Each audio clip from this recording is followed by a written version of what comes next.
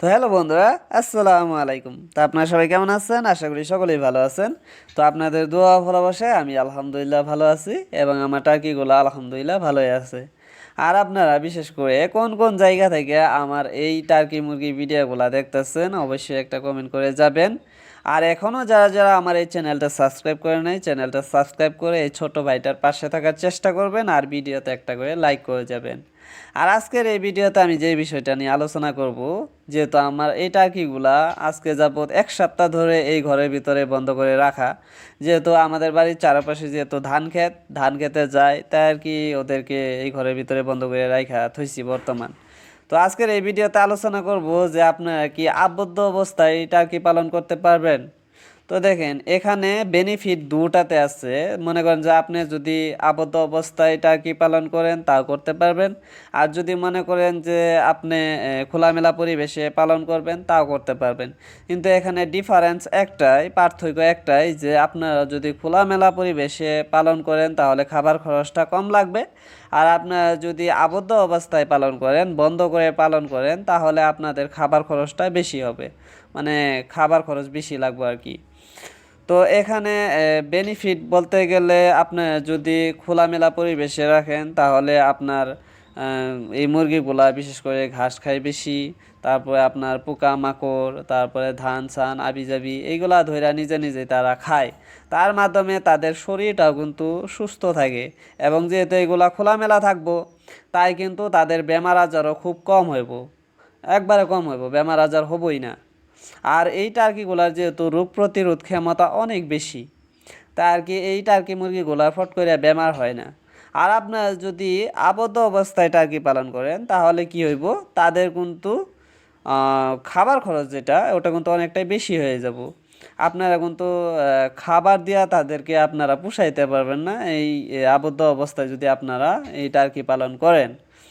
যেহেতু বড় জাতি প্রাণী, মানে বড় জাতীয়, যেহেতু এইগুলা প্রায় একটা টার্কি প্রায় 8 কেজি 10 কেজি 15 কেজি পর্যন্ত হয়ে যায় মেলগুলা, আর ফিমেলগুলা 5 কেজি 6 কেজি যদি ভালো আকারে খাবার দাবার পায় আর কি। তো এরকম সাইজ হয়ে থাকে। তো আমি সবসময় আমি বলার চেষ্টা করব, আপনারা খোলামেলা পরিবেশে রাখার চেষ্টা করবেন, তাতে বেশি প্রফিট হব। আর যদি আবদ্ধ অবস্থায় পালন করেন তাহলে কিন্তু তাদের বেমার আজার ফট করে ধরবো, যেহেতু তারা একটা ঘরেই লড়াচড়া করব, মানে একটা ঘরেই আবদ্ধ থাকবো, তারপরে বেমার আজার হওয়ার সম্ভাবনা আছে, তারপরে আপনার খাবার খরচটা বেশি হয়ে যাব, তার থেকে আপনি ওরকমভাবে প্রফিট করতে পারবেন না টার্কি সেক্টর থেকে। কিন্তু আপনারা যদি আমার মতো খোলামেলা পরিবেশে রাখেন তাহলে আমি মনে করি যে আপনারা এই টার্কি সেক্টরে একটু প্রফিট করতে পারবেন।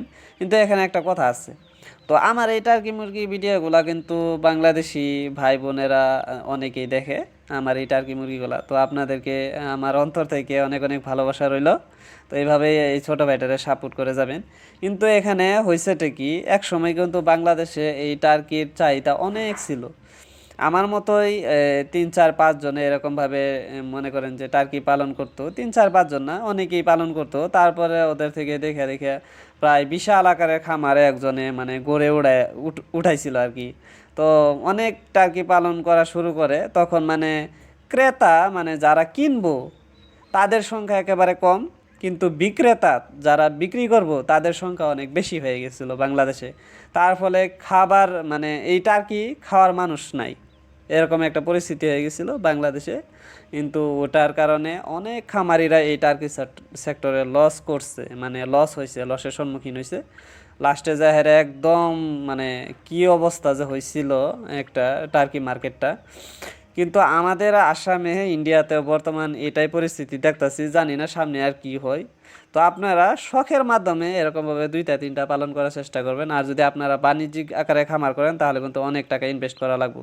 তো আশা করি আপনারা আমার এই কথাগুলি খুব সহজেই বুঝতে পারছেন। তো আপনারা সবসময় চেষ্টা করবেন টার্কি মুরগি হোক দেশি মুরগি হোক খোলামেলা পরিবেশে পালন করার জন্য, তাতেই বেশি লাভ হওয়ার সম্ভাবনা আছে।